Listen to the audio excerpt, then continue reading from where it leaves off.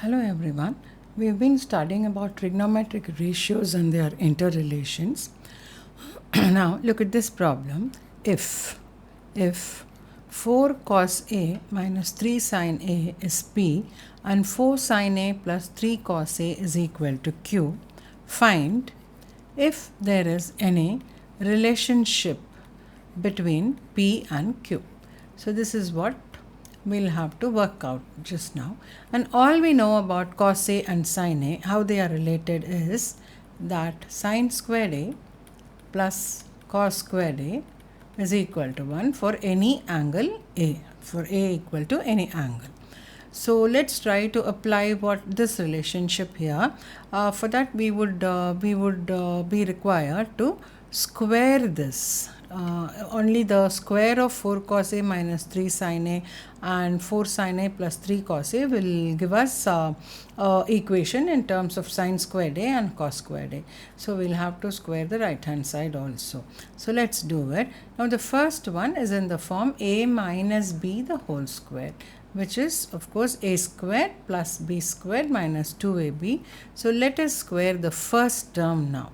So we'll have P squared is equal to, what is 4 cos A the whole squared? It would be 4 squared, which is 16, and cos A the whole squared is cos squared A, plus similarly squaring 3 sin A, you have 9 sin squared A, and we have this term 2AB term, which would be 2 into 4 cos A into 3 sin A.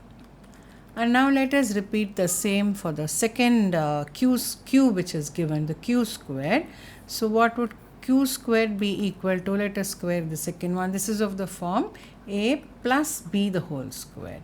So let's do A squared first, the first term, 4 sin A the whole squared would be equal to 16 sin squared A, and 3 cos A the whole squared would be equal to 9 cos squared A. Already we can sense something. We have sin squared A and cos squared A here.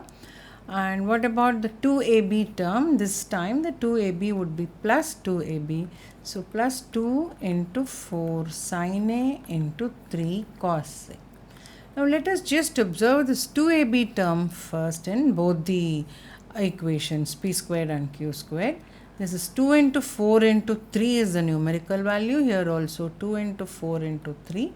And cos A sin A, here also we have cos A sin A. So both of them are actually equal but for the signs. They have opposite signs, so they add up to 0. Now we can find what if we add both of them. We are adding both of them because we see that while adding we get cos squared A and sin squared A, and we already have arrived at a relationship between sin squared A and cos squared A. So let's add P squared plus Q squared would be equal to, let us add the first terms first, 16. In both of them 16 can be taken as common in both these terms, 16 cos squared A and 16 sin squared A, and we can write cos squared A plus sin squared A in the brackets, isn't it? Yeah, it can be done this way, or okay, let me complete this. You can do it as 9 sin squared A plus cos squared A, or another way of doing it is without doing this one, taking it common and writing, you can also just add 16 cos squared A and 9 cos squared A. We get 25 cos squared A. And similarly, we can just add 9 sin squared A and 16 sin squared A, which you would get 25 sin squared A.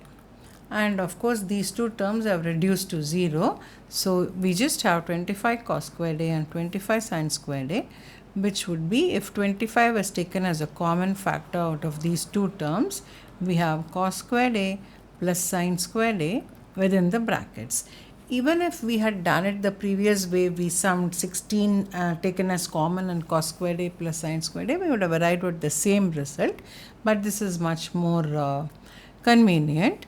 So since cos squared A plus sin squared A is equal to 1, we just have 25 now. 25 into 1, which is 25. So we've arrived at a relationship between P and Q It's p squared plus q squared is equal to 25. So this is the relationship which we were working for. So we have arrived at one relationship between p and q. I hope you followed. Thank you.